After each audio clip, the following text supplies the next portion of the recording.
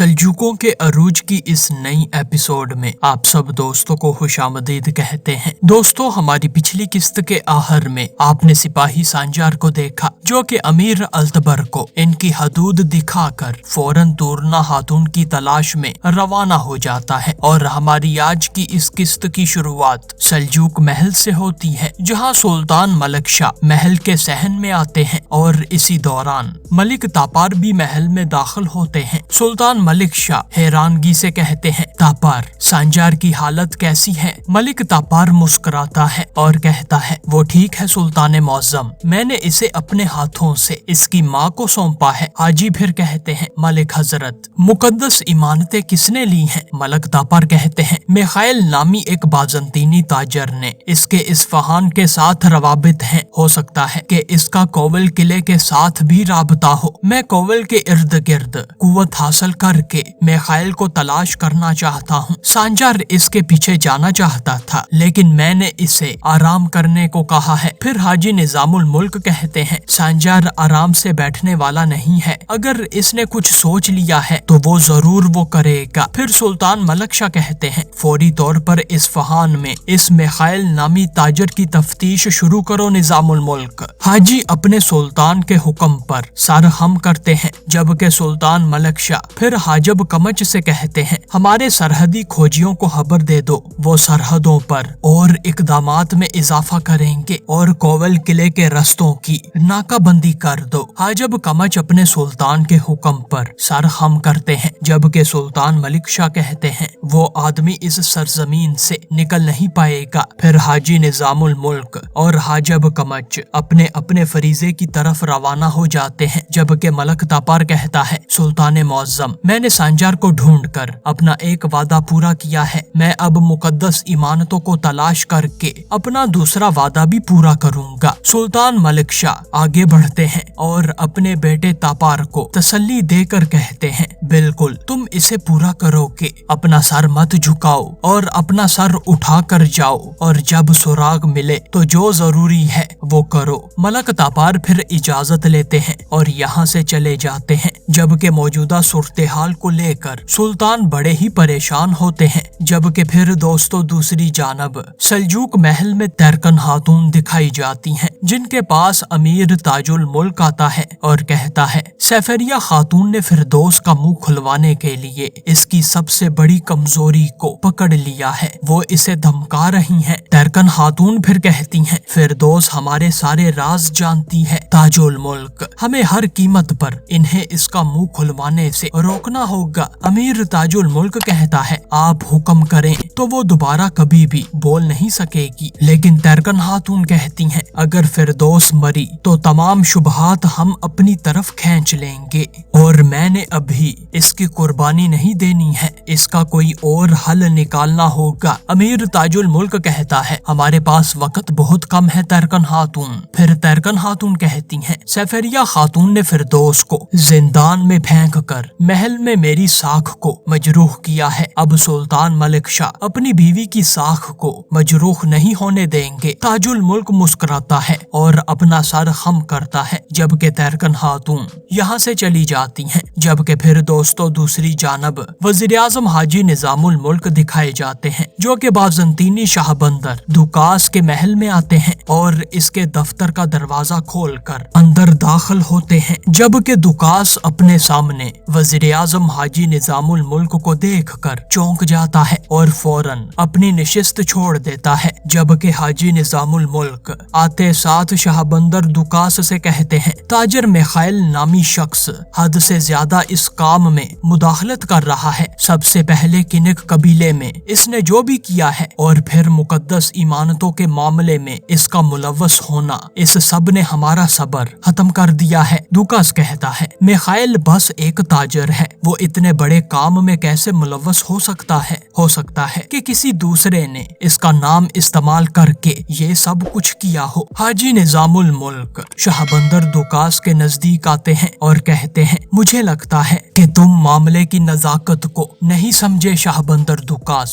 یہ معاملہ تم سمیت بہت سے لوگوں کو برباد کر دے گا، یہ تم جان لو۔ دوکاس کہتا ہے آپ جانتے ہیں کہ میں ایک ایلچی ہوں، میں جو جانتا ہوں میں نے وہ بتا دیا ہے، لیکن دھمکی میں قبول نہیں کروں گا۔ حاجی نظام الملک کہتے ہیں اچھا تو اب اگر میں سلطان کے پاس جاتا ہوں اور ان سے کہوں کہ شاہ بندر دوکاس ہماری مدد نہیں کرے گا تو وہ تمہیں اصفہان سے اکھاڑ باہر پھینکیں گے، تمہاری ساکھ بھی خراب ہو جائے گی اور تمہارا شہنشاہ بھی تمہارے حق سے دستبردار ہو جائے گا۔ دوکاس کے ہاتھ پاؤں یہ سن کر کانپنے لگتے ہیں اور وہ اپنے آپ پر بڑی ہی مشکل سے قابو رکھ کر کہتا ہے اس بات کا کیا مطلب ہے؟ حاجی کہتے ہیں اس بات کا یہ مطلب ہے کہ اگر تم ہماری مدد نہیں کرو گے تو میں نے جو بھی کہا ہے وہ سب کچھ ہوگا، یہ تم جان لو۔ اب چاہے تمہیں نہیں بھی پتا کہ میخائیل کہاں ہے تب بھی تم اسے ڈھونڈو گے۔ شاہ بندر کہتا ہے میں نے اسے آپ کے کاروان سرائے میں بھیجا تھا، لیکن اب اگر میں کوئی پیغام رسا بھیجتا ہوں تو وہ دن سے پہلے کوئی خبر واپس نہیں لائے گا۔ حاجی کہتے ہیں اچھا تو پھر میں 2 دن بعد خبر کا منتظر ہوں گا، ورنہ یہ بات اپنے دماغ میں بٹھا لو کہ میں تمہیں چبا جاؤں گا۔ شاہ بندر دوکاس یہ سن کر بڑا ہی پریشان ہوتا ہے، جبکہ پھر دوسری جانب کوول قلعے کا کمانڈر اندریاس دکھایا جاتا ہے، جس کے قلعے میں امیر ابو قاسم خود آتا ہے اور اندریاس حیرانگی سے کہتا ہے اپنی قدر کرو ابو قاسم، ملک شاہ سالوں سے اس کمرے میں داخل ہونے کے لیے مختلف کھیل ترتیب دے رہا ہے۔ ابو قاسم کہتا ہے اتنا ضروری کیا تھا بتاؤ مجھے۔ اندریاس کہتا ہے تاپار وہ ہر جگہ مقدس امانتیں تلاش کر رہا ہے اور ہمیں اس موقع سے اچھی طرح فائدہ اٹھانا چاہیے۔ اندریاس ابو قاسم کے پاس آتا ہے اور کہتا ہے ہم اس کے لیے ایک ایسا جال بچھائیں گے جس سے ہم دونوں کو فائدہ ہوگا، ہمیں اسے اناتولیا کے باقی قبائل کی جانب لے کر جانا ہوگا، اس طرح باغی یہ سمجھیں گے کہ تاپار ان پر حملہ کر رہا ہے اور وہ جنگ چھیڑ دیں گے۔ پھر ابو قاسم کہتا ہے جب باغی تاپار کو مار دیں گے تو ان کے اور ملک شاہ کے درمیان جڑے سارے تار ٹوٹ جائیں گے اور اناتولیا پر میرا تسلط مضبوط ہو جائے گا۔ کمانڈر اندریاس مسکراتا ہوا کہتا ہے تم بہت ہوشیار ہو ابو قاسم، لہٰذا وقت ضائع کیے بغیر فوراً تاپار اور باغی قبائل کو الگ الگ پیغام بھیجو، انہیں ایک دوسرے کے آمنے سامنے ہو جانا چاہیے تاکہ ہم انہیں ایک زوردار دھچکا لگا سکیں۔ امیر ابو قاسم مسکراتا ہے، جبکہ پھر دوسری جانب سلجوق فوج کا کاروان دکھایا جاتا ہے جو کہ ملک تاپار کی قیادت میں کمانڈر یورگوس کی تلاش میں یعنی کہ تاجر میخائیل کو ڈھونڈنے کے لیے سرحدی علاقوں کی طرف رواں دواں ہوتا ہے۔ لیکن دوسری جانب پھر امیر ابو قاسم فوراً اپنے سپاہیوں کے پاس آتا ہے اور کہتا ہے بھائی بورے فوری طور پر تاجروں والا لباس پہنو اور تاپار کے خبریوں کو بتاؤ کہ تمہیں اناتولیا کے قبیلوں کی طرف جانے والے بازنطینیوں کے نشانات ملے ہیں، اور اس کے بعد سرداران کو بتاؤ کہ تاپار ان کی طرف آ رہا ہے تاکہ سرداران یہ سمجھیں کہ تاپار انہیں مارنے آ رہا ہے اور وہ ایک دوسرے سے لڑ پڑیں۔ بھائی بورے کہتا ہے جیسے آپ کا حکم جناب، اور پھر فوراً امیر ابو قاسم یہاں سے چلا جاتا ہے۔ جبکہ پھر دوستو دوسری جانب کینک قبیلے میں باشولو خاتون دکھائی جاتی ہیں جو کہ اپنے بیٹے سانجار سے کہتی ہیں تورنا بھی یہیں پر تھی، اس نے تمہارے لیے بہت محنت کی ہے، اس نے اپنے شفا بخش ہاتھوں سے تمہارا علاج کیا ہے۔ سانجار کہتا ہے کیا وہ قبیلے آئی تھی؟ باشولو خاتون اپنا سر ہلاتی ہیں، جبکہ سانجار یہ سن کر مسکراتا ہے۔ باشولو خاتون مزید کہتی ہیں وہ تمہیں زخمی حالت میں دیکھ کر بہت اداس ہو گئی تھی۔ سانجار کہتا ہے وہ اب کہاں ہے؟ باشولو خاتون کہتی ہیں وہ تمہارے لیے شفا بخش بوٹیاں اکٹھی کرنے گئی تھی، پتہ نہیں وہ اب تک واپس کیوں نہیں آئی ہے۔ دوستو سانجار یہ سن کر حیران ہو جاتا ہے، جبکہ اتنے میں گلپری خاتون بھاگتی ہوئی چلاتی ہوئی باشولو خاتون کے خیمے کے پاس آتی ہیں اور کہتی ہیں باشولو امی جان बाशोलो खातून फौरन गुलपरी को अंदर आने की इजाजत देती हैं और गुलपरी हाँफती हुई सांजार और बाशोलो खातून के पास आती हैं और कहती हैं, बाशोलो अम्मी जान, बहुत बुरा हुआ है। सांजार कहता है, क्या हुआ गुलपरी? गुलपरी कहती है, वो सिपाही जो तुरना खातून के साथ गए थे वो सब कत्ल हो गए हैं। बाशोलो खातून और सांजार ये सुनकर हक्के बक्के रह जाते हैं, जबकि सांजार कहता है, और तुरना खातून वो कहाँ है? गुलपरी कहती हैं, सिपाहियों को ताजर मिखाइल ने कत्ल किया है। वो तुरना खातून को उठाकर अपने साथ ले गया है। मैंने अपनी आंखों से इसे लेकर जाते हुए देखा है। ये सुनकर सांजार के होश उड़ जाते हैं और वो शदीद गुस्से में उठता है। लेकिन बाशोलो खातून कहती हैं, सांजार रुक जाओ बेटा, तुम्हारी कुव्वत अभी बहाल नहीं हुई है, सिपाही इसके पीछे चले जाएंगे। लेकिन सांजार कहता है, ये अपने बारे में सोचने का वक्त नहीं है अम्मी जान। तुरना खातून की बाजियाबी और मेरे इंतकाम से पहले मुझे कोई चीज नहीं रोक सकती। गुलपरी भी ये सुनकर परेशान हो जाती हैं। जबकि फिर दोस्तों दूसरी जानब बेहोश पड़ी तुरना खातून दिखाई जाती हैं, जिन्हें अचानक से होश आता है और इस दौरान कमांडर योरगोस दूसरी जानब मुंह किए हुए आग जला रहा होता है। जबकि तुरना खातून फौरन उठती हैं और आवाज दिए बगैर सामने से खंजर उठाती हैं और आहिस्ता आहिस्ता योरगोस की तरफ आगे बढ़ती जाती हैं। लेकिन दोस्तों जब तुरना खातून ये खंजर योरगोस की कमर पर चलाती हैं तो ये टूट जाता है, यानी कि ये खंजर जाली होता है और कमांडर योरगोस ये देखकर मुस्कुराता जाता है। लेकिन तुरना खातून दंग रह जाती हैं। योरगोस फिर उठता है और कहता है, बहुत नाकस खंजर है, ये मैंने तुम्हें आजमाने के लिए वहाँ पर रखा था। तुरना खातून खंजर नीचे गिरा देती हैं, जबकि कमांडर योरगोस कहता है, तुमने मुझे दिखा दिया है कि फिलहाल तुम काबिले भरोसा नहीं हो। तुरना खातून कहती हैं, नहीं तो और मैं क्या करूं? तुम्हारे जैसे गद्दार के सामने गर्दन झुका दूं क्या? अफसोस, अगर तुम समझो तो तुम अहमक हो। योरगोस अपनी टोपी फेंकता है और तुरना खातून को पकड़कर परे दरख्त के साथ लगा देता है और कहता है, मैं क्या समझता हूँ, तुम्हें पता है क्या, आज नहीं तो कल तुम मेरी हो जाओगी। तुरना खातून कहती हैं, इसके बजाय मैं मर जाऊंगी। वो तुम्हारे पीछे निकल चुके होंगे, जल्द ही तुम अपने सब कामों का हिसाब दोगे। योरगोस कहता है, किसको दूंगा? बताओ मुझे, मैं किसको हिसाब दूंगा? क्या तुम्हारा मतलब सांजार है? तुरना खातून ये सुनकर दंग रह जाती हैं, जबकि कमांडर योरगोस फिर कहता है, वो तुम्हारे दिल पर लंगर अंदाज है ना? योरगोस फिर गुस्से में कहता है, मैंने इसके टुकड़े टुकड़े करके इसे पहाड़ से नीचे फेंक दिया था। मैं तुम्हारे खूबसूरत दिल के साथ भी ऐसा ही करूंगा। ये सुनकर तुरना खातून की आंखों में आंसू आ जाते हैं और वो कमांडर योरगोस के चेहरे पर थूकती हैं। जबकि फिर तुरना खातून कहती हैं, वो एक बहादुर जंगजू है, लेकिन तुम एक मुजरम और बुज़दिल हो। सांजार ठीक हो जाएगा और वो तुम्हें जहन्नम में जिसके तुम मुस्तहिक हो वहाँ पहुँचाएगा। कमांडर योरगोस ये सुनकर गुस्से में तुरना खातून के हाथों को रस्सी से बांधता है और फिर कहता है, तुम्हें लगता है कि वो बहादुर है, लेकिन जब मैं मुकद्दस ईमानते शहनशाह को जाकर दूंगा तो तुम देखोगी कि बहादुर वो नहीं बल्कि मैं हूँ। तुरना खातून इस दौरान गम से निढाल होती हैं, जबकि कमांडर योरगोस कहता है, फिर मैं अपनी बाकी की जिंदगी तुम्हारा होकर गुजारूंगा, मैं वादा करता हूँ। योरगोस तुरना खातून के मुंह पर हाथ रखकर एक कपड़े से इसके मुंह को भी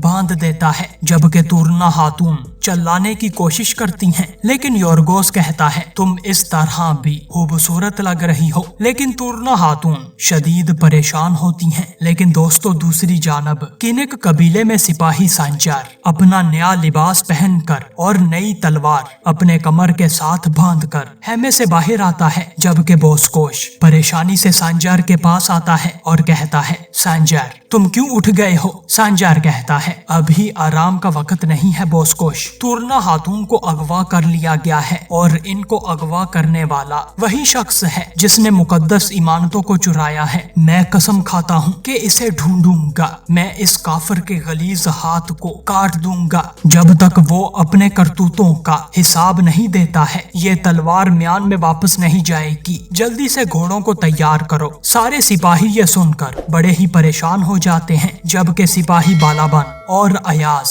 گھوڑوں کی تیاری کے لیے استبل کی طرف روانہ ہو جاتے ہیں، لیکن دوستو اسی دوران قبیلے کے ڈرم بجنا شروع ہو جاتے ہیں اور امیر التبر اپنے فوجی لشکر کے ساتھ کنک قبیلے میں داخل ہوتا ہے۔ اور دوستو امیر التبر کو دیکھ کر سارے ہی قبیلے والے پریشان ہو جاتے ہیں۔ اپنی فوج کے ہمراہ امیر التبر فوراً سانجار کے خیمے کے پاس آتا ہے اور کہتا ہے، اوے قبائلی، تم میری بیٹی کو پھر سے اس قبیلے میں لے آئے ہو۔ سانجار کہتا ہے، غصے پر قابو پائیں امیر التبر، لیکن امیر التبر کہتے ہیں، میں کیوں پاؤں قابو؟ ہاں، شلمزار میں میری بیٹی کی حفاظت کرنے والا ایک سپاہی مارا گیا ہے، یہ تم نے ہی کیا ہے۔ لیکن سانجار کہتا ہے، سوچ سمجھ کر بات کرو، میرا تمہارے مارے گئے سپاہی سے کوئی لینا دینا نہیں ہے۔ امیر التبر کہتے ہیں، تم ابھی بھی انکار کر رہے ہو، اب حد ہو گئی ہے۔ امیر التبر غصے کے ساتھ اپنی تلوار میان سے باہر نکالتے ہیں اور اس کے ساتھ ہی ارباتور